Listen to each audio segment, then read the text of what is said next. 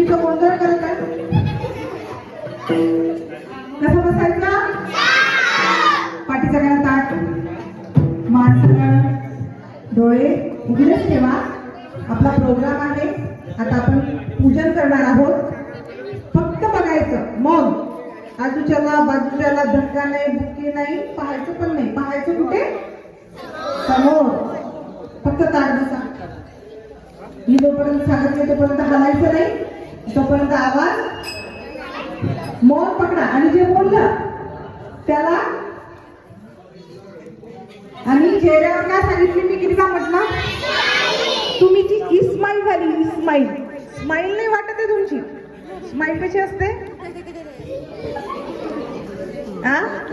आजूबाजूचे पहा बरं, हसत आहे का आपल्या आजूबाजूचे?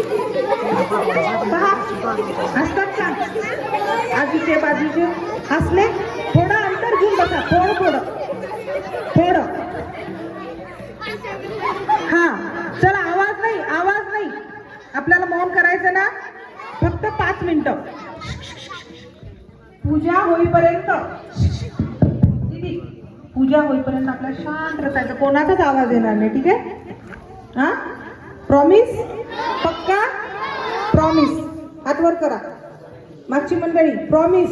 सर्वच जण, लहान मोठं असं वयाचं काही बंधन नाही इथे.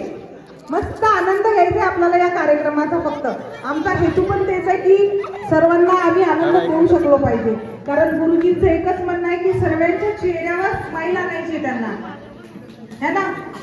हसायचं आहे म्हणजे स्माईल, हास्य. चेहरा प्रसन्न असला पाहिजे, आनंदी असला पाहिजे. ठीक आहे? मौन सांगितलं मी. मौन. हात खाली, मौन धरा.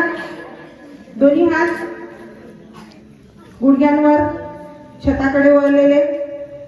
शांत बसायचे पूर्ण पूजन होईपर्यंत. ठीक आहे? कोणीच बोलणार नाही. आणि जे बोलले ते मग आम्ही बघतच आहे, आमचे भैया दीदी सर्व. ठीक आहे? शांत बसायचं पूजन होईपर्यंत. फक्त 5 मिनिटं. मग नंतर आपल्याला बोलायचं आहे. तुम्ही बोलणार, आम्ही बोलणार. सर्वांना या कार्यक्रमाचा आनंद घ्यायचा आहे. ठीक आहे? एक विनंती आहे की महिला वर्गांनी पण थोडं लवकर आलेलं म्हणजे त्यांना पूर्ण कार्यक्रमाचा आस्वाद घेता येईल.